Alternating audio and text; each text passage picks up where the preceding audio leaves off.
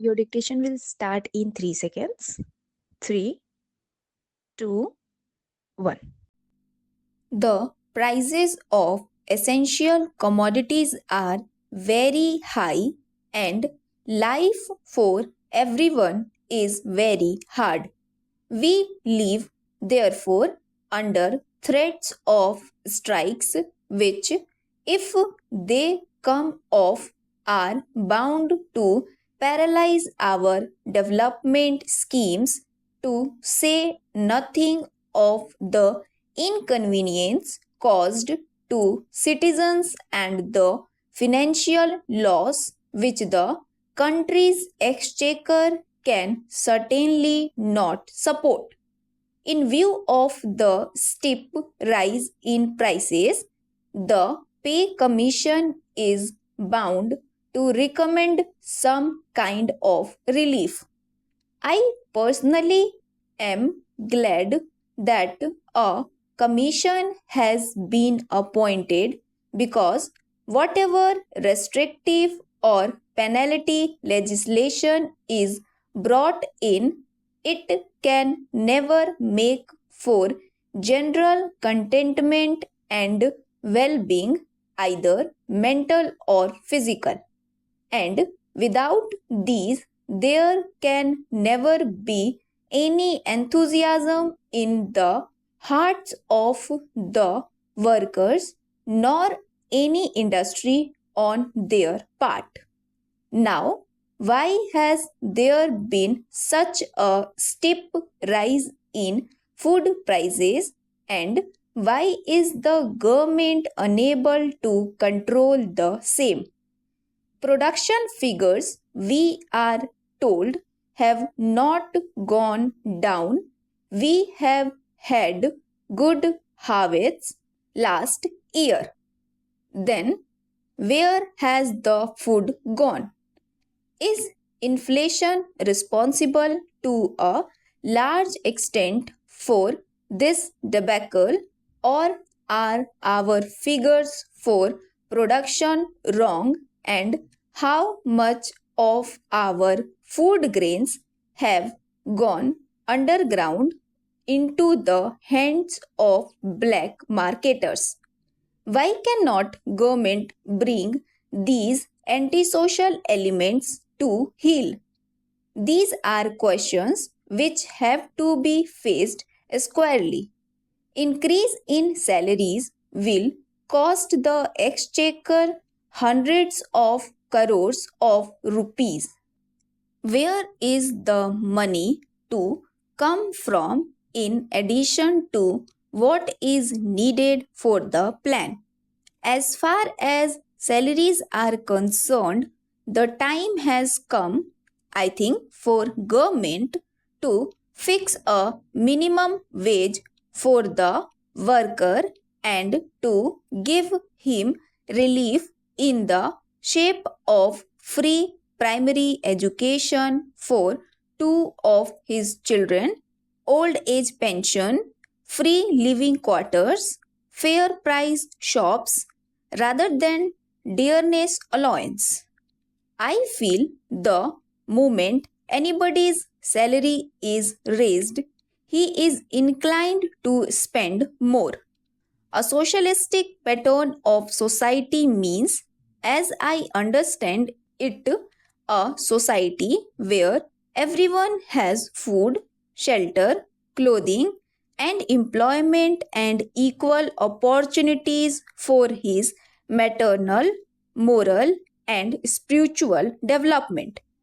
If the salaries of our workers are fixed at a reasonable minimum and the other relief given to them, I think we shall be fulfilling one of our main objectives, that is, an improved standard of life for millions. I have often felt that perhaps we lay too much stress on our big projects. Sir, I have just mentioned the antisocial elements that succeed in hoarding and black marketing our food grains, but if I may be permitted to say so, antisocial elements have penetrated everywhere.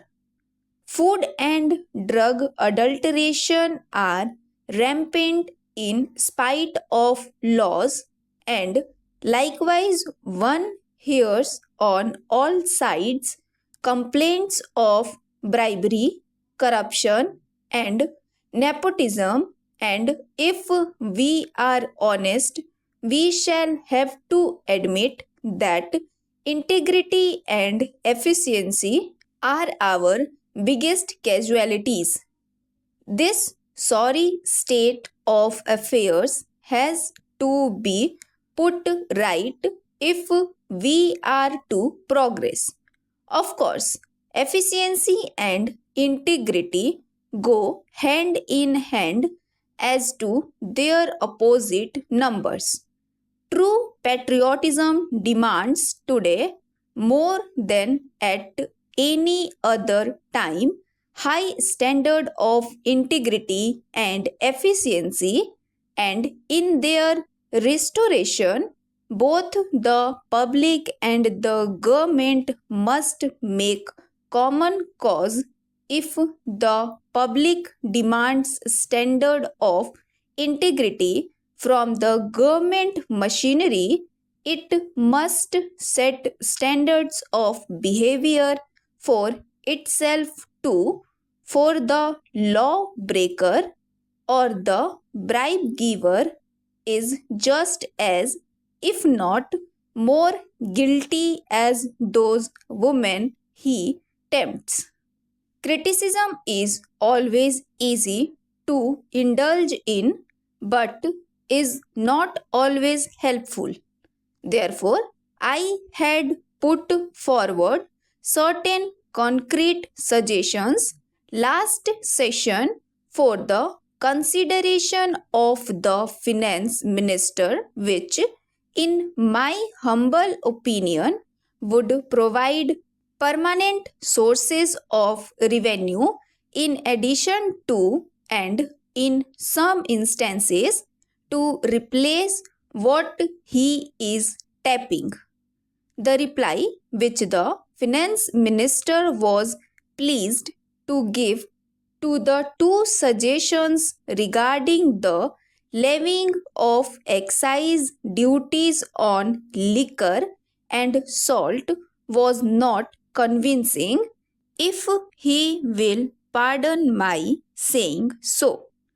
I, for one, do not mourn so much over the loss of revenue to government as I do over the dishonesty that prohibition by law brings in its wake.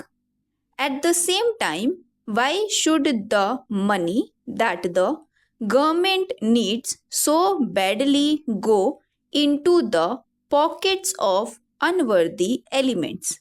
Sir, man would accept the hardest discipline if he could be convinced of the rights of the measures imposed on him.